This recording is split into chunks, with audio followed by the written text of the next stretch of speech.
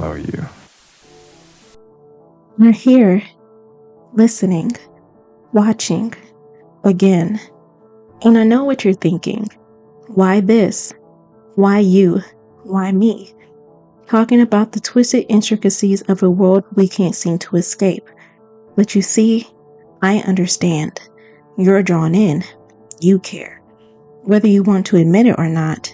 And that's why I'm here. To show you exactly what's behind those charming smiles and innocent facades. You're not like them, the one who ignore the cracks in the walls. No, you see through it. You know better. Season 1, Episode 1. It begins with the kind of love that looks so right at first glance. But you, like me, know the truth. There's always more beneath the surface. Trust me. The deeper we go, the darker it gets. But don't worry, I'll guide you, step by step. So, let's dive into this episode together, through my eyes. Now, you may think you know Joe Goldberg, charming, bookish, seamlessly harmless, but beneath that boy next door facade lies something deeper. And that's exactly what we're going to unpack in today's recap, starting with Joe's character. Because, like I said, there's always more beneath the surface. And Joe, like Shrek, Onions have layers. Ogres have layers. but with Joe, he's full of hidden layers. In You, Joe Goldberg is first introduced as the charming boy next door, approachable, likable, and seamlessly harmless. On the surface, he appears to be the ideal guy, the kind you want to have a conversation with over coffee. But beneath that facade, Joe is anything but. His obsessive, stalkerish tendencies quickly reveal a disturbing inability to respect personal boundaries. What starts as an innocent curiosity soon morphs into a dark fixation. His manipulative nature rises to the surface as he begins to orchestrate situations to suit his desires. Joe's nice guy persona becomes increasingly dangerous as his possessiveness grows, and his lack of empathy turns him into a deeply unsettling character. Despite his thoughtful facade, Joe is willing to go to any length to secure his version of happiness, no matter the cost to others. Then there's Guinevere Beck, or Back to Her Friends, who fits the girl next door mold. Beautiful, friendly, and seamlessly innocent. She has a smile that radiates warmth, making her the kind of person you're proudly introduced to your family. But as the series progresses, Beck's charms begin to unravel. Scatterbrained and often lost in her own world, she lacks the self awareness necessary to navigate the people around her and the dangers they pose. Though she's relatable and enduring in her vulnerability, Beck's impulsive decisions and emotional immaturity ultimately set her on a tragic course, one that will lead to her downfall. In this episode, we're introduced to Joe's charming, seamlessly harmless persona at his bookstore, a place where the lines between fiction and reality start to blur. At first, Joe appears like just another guy who loves books, but it doesn't take long for his true nature to show through.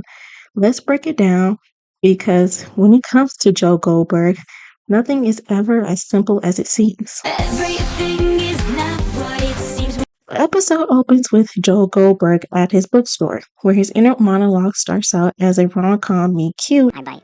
You search the books, fiction, F through K. Now, you're not the standard insecure nymph hunting for Faulkner you'll never finish.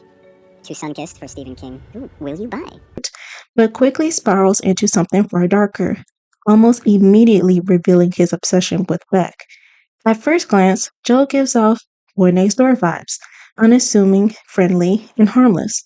Honestly, he kind of reminds me of Jason Todd's little brother, if he had one, biologically. Not the crime-fighting, brooding anti-hero with the cool white streak, but more like the guy who stayed home reading books while Jason went off saving Gotham. Joe's not muscular or intimidating, but he does have a way with words and, of course, an intense love for literature. As Joe observes Beck, his thoughts initially seem innocent, even sweet. You sound apologetic, like you're embarrassed to be a good girl. He daydreams about them being this cute literary power couple, a total dream team. Like, imagine them running a couple's book club together, discussing their favorite reads. Well, until Joe inevitably gets jealous of anyone who dares to innocently talk to Beck about the books, spiraling into accusations about her cheating with the guy who loved Tolstoy. Or picture them writing poems or sonnets to each other, like modern day Shakespeare's. Love notes about their day, their feelings, or in Joe's case, his growing obsession. But then Joe's thoughts take a hard left. Suddenly he's wondering if Beck is wearing a bra. Oh, are you not wearing a bra? Like, excuse me, sir? What now? That's not romantic. That's creepy. And here we have Joe's first giant red flag.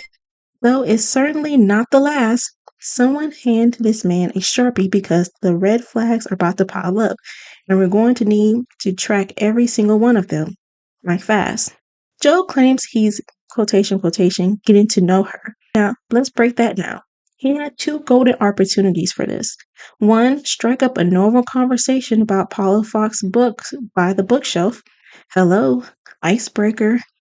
And two, when Beck handed over her credit card to pay for her book. But no, Joe's twisted little brain decides that this is actually Beck's subtle way of saying, here's my name and address. Stalk me anytime. Honestly, this man's logic overpowered his own true crime podcast. And just like that, we've gone from rom-com fluff to straight up Lifetime movie terror. Honestly, no wonder the show first aired on Lifetime. They probably took one look at Joe and said, yep, this is our brand. As Joe's obsession with Beck deepens, we start to see the lengths he's willing to go to. He goes from simply observing her to taking matters into his own hands, quite literally. And honestly, at this point, Joe is no longer a harmless book guy. He's full-blown stalker, operating in the shadows of Beck's life. So, Joe starts to act on his obsession with Beck. After one brief and in the audience wise awkward bookstore chat, this man is already deep diving into her life like it's his full-time job. In minutes, he got her address, work schedule, and personal history all within a few clicks. Honestly, Joe's stalking skills, well, in this case, stalking research skills are so advanced, catfishes Neve and Max anxiety. And why the are we here? And while we're here, let's throw Bounty Hunter D into the mix. I'll go in your fucking house and take shit. Fuck that interest, Steve. No, not yet. Not yet. I think it's gonna end up with him getting bodied. He's probably gunning for his job, hunting people like it's a sport. Now, let's talk about the red flags. First up, Beck leaving her social media account wide open for anyone to see. Girl, lock that down. Like, do something to make it private. Do anything. And Joe, well, his getting to know Beck's strategy involves breaking into her apartment. Be careful to call the gas company on a day when you had a full schedule. We want to scare you. Yes, you heard me correctly. Breaking in. He pretends to be her boyfriend, calls the gas company with a made-up leak, and strolls into her house while she's out living her life.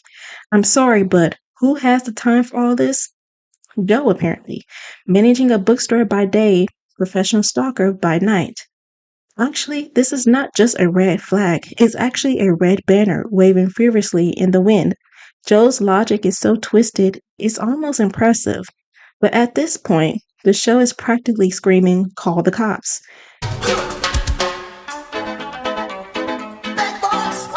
And that's just the beginning. Joe's fixation with Beck takes a disturbing turn when he begins to cling to the smallest of signs that she might care about him. He mentioned in a group chat a comment on a book. Suddenly, every little thing Beck does, sign of fate. But let's be real, this is not love. It's a dangerous obsession. It's going to get worse from here. During his first deep dive into Beck's life online, Joe stumbles across a post about Desperate Characters by Paula Fox. Hours after our encounter, I was concerned. You didn't mention that cute guy in a bookstore. And instead of being normal about it, he gets fussy. Yes, fussy that Beck didn't mention him, the charming bookstore manager who convinced her to buy it. Joe, buddy, you talked to her for, 15 minutes? Not even that. But why would Beck write shout out to Joe from Moonies for recommending this book on her Instagram? The entitlement is strong with this one. Major red flag. But Joe doesn't stop there. When he breaks into Beck's apartment, Yes, I'm saying that again. He breaks into Beck's apartment. He finds her map book and snoop through her group chat. And guess what? Beck kind of mentions him. Well, not by name, but Joe takes it as proof of their connection. My guy is out here reading into the vaguest mentions like it's his personal love horoscope. This is Joe's eureka moment. And he's so thrilled that this microcosmic recognition that it almost sad. Keyword almost. But then, just when you think Joe is normal, is nothing more than a creepy stalker, we see a flicker of humidity. Enter Paco, a young boy caught in a toxic home life. For a brief moment, Joe seems to step outside of his own obsession and show genuine care. But don't be fooled. This moment doesn't change who Joe really is. Like I mentioned, we meet a young boy named Paco who is Joe's young neighbor, who's living in a toxic, abusive environment. His mom, Claudia, is a nurse by day and a drug addict by night, while her boyfriend Ron is a violent alcoholic with a side hustle as a parole officer. It's almost too ironic that two people in careers that are all about helping others, yet they're both in a relationship that's causing harm to everyone around them. Like, how are these the people working with addicts, but they can't even manage their own issues? But Paco, he's not as hardened as you expect. He's sweet, sensitive, and like Joe, finds comfort in books, especially The Three Musketeers. Joe noticed this and, in his own twisted way, forms a rare bond with him. This is where Joe, for all his creepy behaviors, shows a glimmer of humanity. He encourages Paco's love for reading, even giving him his own copy of The Three Musketeers because, of course, the guy who stalks women also has a soft spot for young readers. He even gives Paco his lab meatball sub when Claudia can't fix him dinner because she's too busy fighting with Ron, who's either drinking at a bar or not coming home at all. Honestly, I'm starting to think Ron's probably cheating too, but I don't have proof of that. But going back on the record, now let's take a minute to talk about Ron. We we will call Ron the Bastard, but let's be a little more creative. How about Ron the walking dumpster fire? It really captures the essence of his existence, combining disasters with toxicity in a way only someone like him can manage. Anyway, this moment with Paco gives us a peek into Joe's complicated psyche. He's capable of kindness, sure, but let's not forget, this is the same guy who's watching Beck through her window. So, mixed signals much? While Joe's dark side continues to fester, it's time we shift focus to Beck. She's not perfect, in fact, she's a mess in many ways, but her story is just as important as Joe's. And it's through her imperfections that we start to see the collision of these two characters. So let's dive into Beck's life in the big city. And trust me, things aren't as glamorous as they may seem. In this section, we meet Beck's chaotic crew of friends, Peach, or should I say Allie, Emily, Peach, Annika, and Lynn. Now, let's focus on Peach. Peach's manipulative, drama-filled personality is giving me serious Pretty Little Liars vibes. So let's dub Peach, Annika, and Lynn Peach's liars, because these girls are always scheming. I hope they're not, but they seem like they're scheming. But back to Peach. Peach is the Allison of the group. Queen Bee vibes all day long. While the actress who plays her also played Emily, so it's like Peach is Allison and Emily's love child. Drama, manipulation, and a dash of Emily's looks. Chef kiss in my honest opinion. Smart move on the casting director. Then we got Benji, the walking disaster who thinks he's the life of the party. This guy is the epitome of everything Joe despises. Arrogant, shallow, and completely unworthy of Beck. I'm going to call Benji the dipshitty because this man is just a whole ass mess with a capital D. Joe naturally sees Benji as a major problem in Beck's life, while Beck, on the other hand, is ambitious but lost. She's juggling school, writing, and these performative friendships that don't seem to give her much in return. Benji's chaos only adds more stress to her already overwhelming life. Meanwhile, Beck's TA work for Professor Lee is even messier. This guy is straight up unprofessional, constantly putting his hand on her lower back like they're in a romantic drama and forcing her to call him Paul. Like, no, sir. And then there's the inappropriate gastropub meeting he sets up, pretending it's about Beck's writing when really he just wants to sleep with Beck. But Beck does nothing. Of course, because she's probably terrified of confrontation and would rather let things slide, hoping they'll magically work out. Spoiler alert, they don't. Joe, on the other hand, is seeing red. He's watching Beck leave this professor, thinking he's got a shot with her when, let's be real, Professor Lay is a middle aged married man who doesn't stand a chance. But in Joe's eyes, Beck's lack of boundaries is just another red flag, and he's convinced that the professor thinks he has the upper hand. So, back to Joe. Joe spends his days talking Beck, blending in with college students, watching her teach her get up and flow Pilates class, and keeping an eye on her interactions with Professor Layton. Beck's constant indecision and failure to act drag everyone into uncomfortable situations, and Joe's just lurking in the background, almost loving every second of it. Not really. Joe is even watching Beck and Benji, which he met unfortunately, argue through her window. My best friend walked in on you getting your dick sucked by some random woman in a bathroom at a party that I took you to. Wasted. I didn't even finish. Classy, right?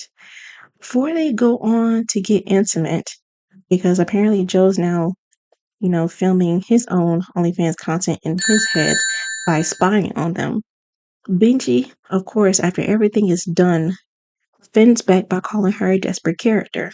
And honestly, this cuts too close to home for Beck. But Joe, disgusted by Benji, but also oddly intrigued by Beck's vulnerability, starts seeing a pattern. Beck lets people walk all over her and then sets the stage for Joe's growing obsession. But let's not forget, Joe's doing the same thing. So this whole situation is extra twisted.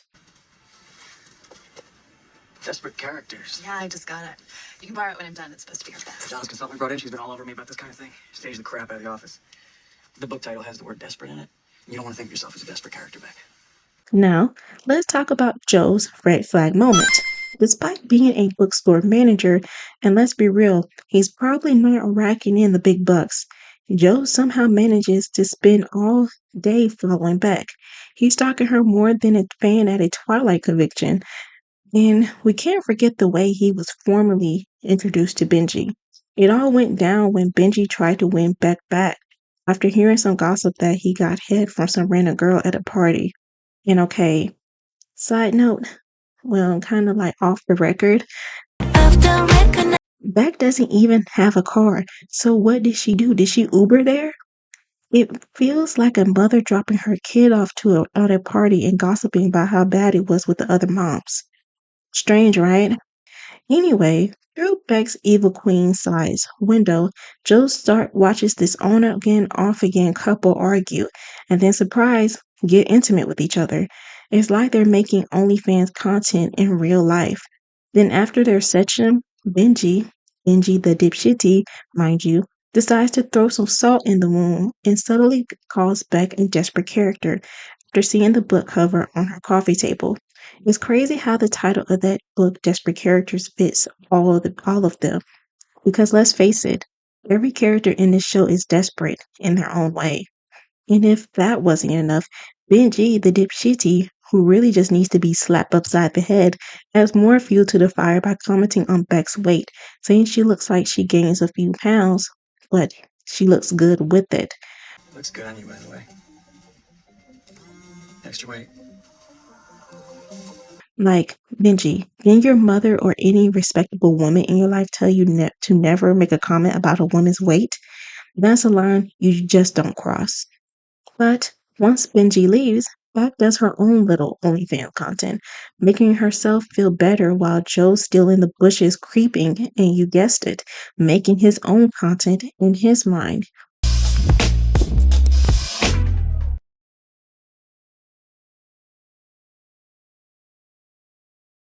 They're both getting off in the worst possible ways, but at least Joe isn't getting paid for it.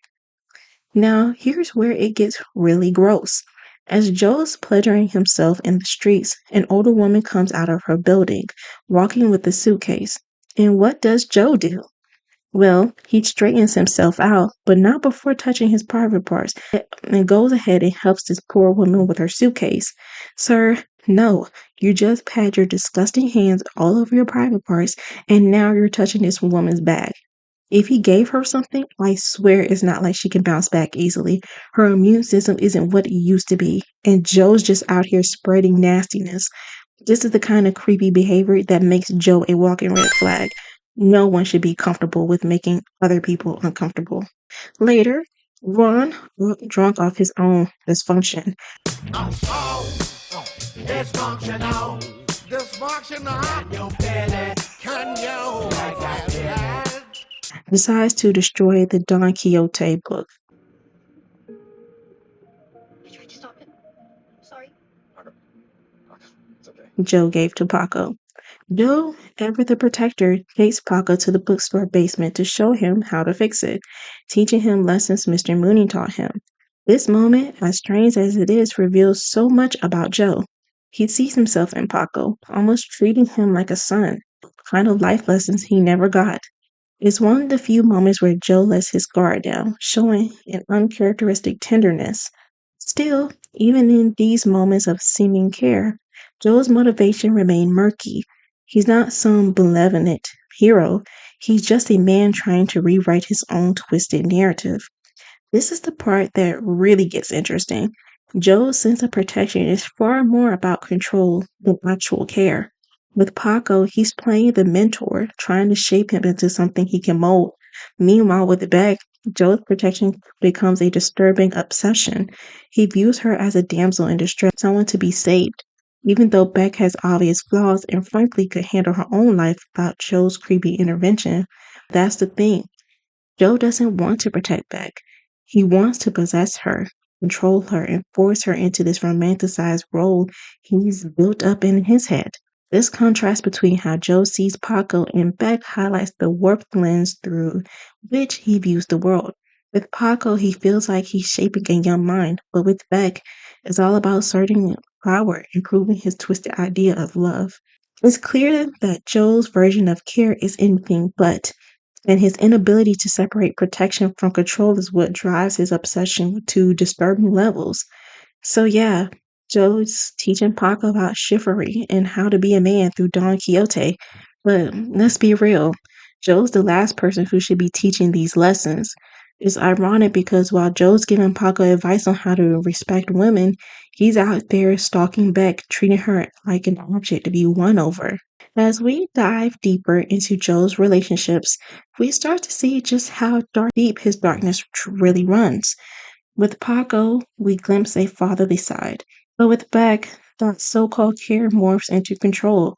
This contrast is crucial because Joe's twisted sense of protection and love isn't about saving anyone, it's about possessing them. And at this point, his obsession with Beck has reached new heights. He's no longer just watching from the sidelines, he's taking action. But his so-called heroic deeds, they only serve to further his own agenda.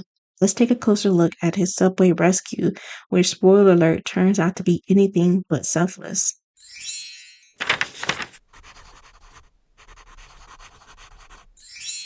Joe's heroic moment comes when Beck drunkenly falls onto the subway tracks and saves her. But let's be real, his motivations are far from noble. While Joe plays the white knight, his real agenda is something darker. He steals her phone, gaining access to her private life, deepening his obsession. It's almost comical. Joe thinks he's helping Beck, yet he's making her life harder by forcing her to replace an expensive phone. Heroic? Not much. Beck, on the other hand, is struggling. She vents to her mom about life, school, and her professor's inappropriate behavior. To go to live. I did. He basically offered to sleep with me. But instead of offering a solution, her mom takes a ask the dreaded question. Why didn't you ask the teacher for help? Beck responds with, my professor is trying to sleep with me.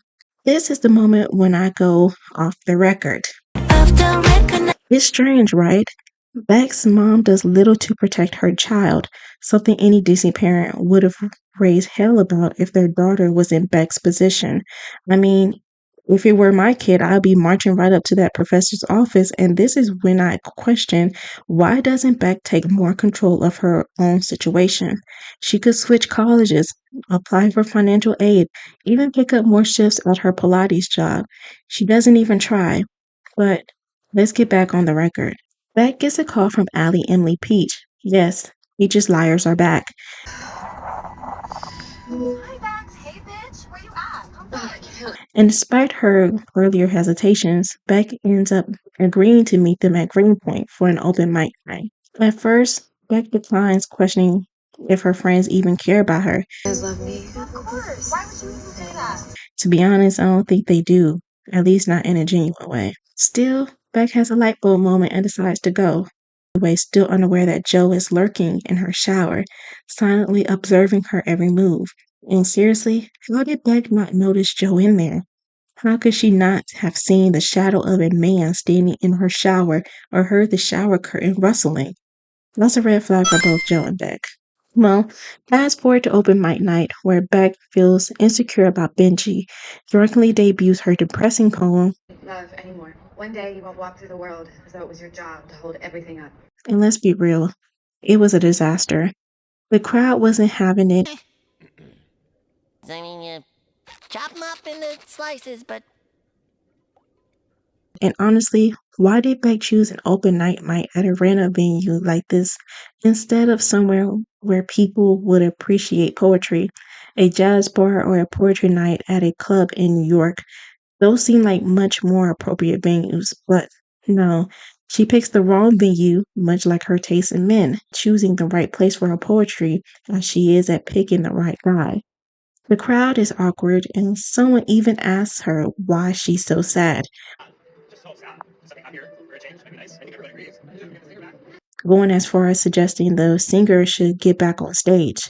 Even Joe, despite his twisted obsession, feels uncomfortable and leaves. Honestly, though, Joe could have been a real hero here. He could have approached her, talked about her poem, connected on their shared love of literature, and maybe even offered some encouragement. Instead, he disappears, leaving Beck in the wind. Beck's friends, Allie Emily Peach, or Peach Liars, couldn't care less. While Beck drunkenly walks to the train station alone, they act as though nothing's wrong. Seriously, they let her walk to the station by herself. That's a red flag for them, and honestly, it's reckless behavior. In any normal world, they could have been the ones to call her a cab or at least walk with her. Instead, they let her stumble off on her own. When Beck gets in the cab, she remembers Joe from the bookstore. He tries to play it cool, pretending like he doesn't recognize her, but I think if Beck was sober, she might have caught onto his BS. But like with Benji's lies about poetry, He texted, but I invited Benji. Heck, what? He likes poetry, for sure. And he texted he was coming. He texted a she doesn't see it. During the cab ride, there's an awkward yet somewhat warm moment of connection between Beck and Joe.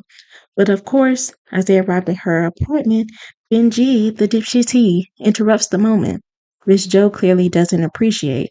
Beck's all set to exchange phone numbers with Joe, but then, classic Beck, she realized she left her phone at the train station.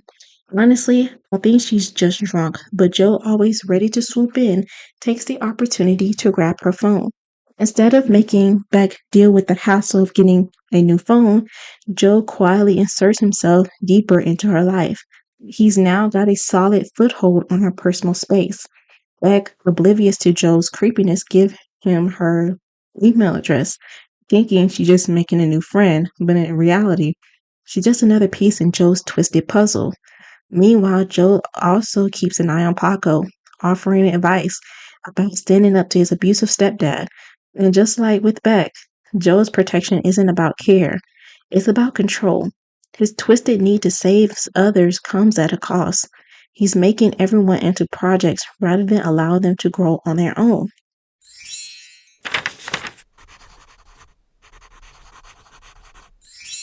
Joe's disdain for Benji, the dipshiti, reaches a boiling point when he lures him into the bookstore basement, locking him inside a glass case. Joe uses a clever ruse to get Benji alone. Dear Benji, heard about your soda and interested in including you on the fall list of must-tries. Would love to discuss, perhaps even try some. Jeff the Pretending to be Jeff, an editor from a popular magazine Benji admires, under the guise of wanting to feature Benji's soda company in an article. Joe persuades him to meet, playing on Benji's vanity and ambition.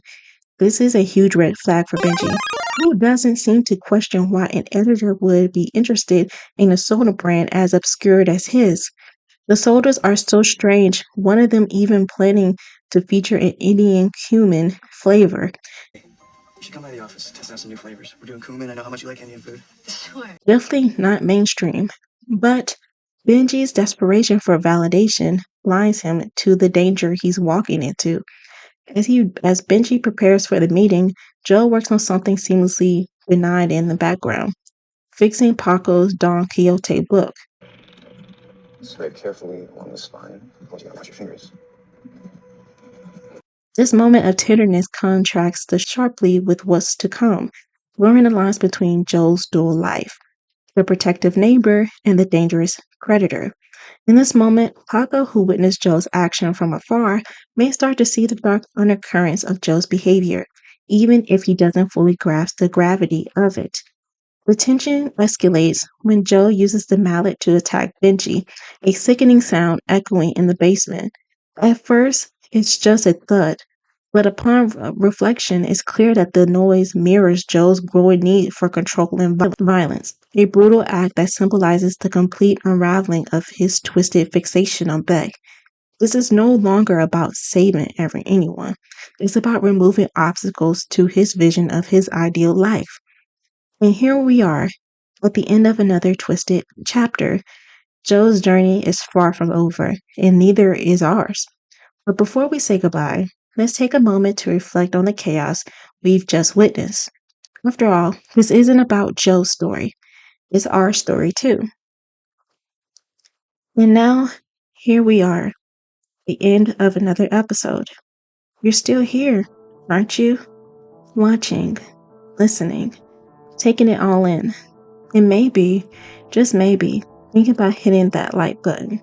Because deep down, it matters. Not to some algorithm, no. To me, to us. But that's not enough, is it? No, you're the kind of person who goes all in. So you subscribe. Of course you will. Because you want to stay close, to never miss a word, a thought, a revelation. And if you're truly bold, you'll comment. Yes, comment. Let me know you're out there. Let me know we're in this together. After all, this isn't just my space. It's ours. So go ahead, like, comment, subscribe, because this story is far from over, and you're already a part of it.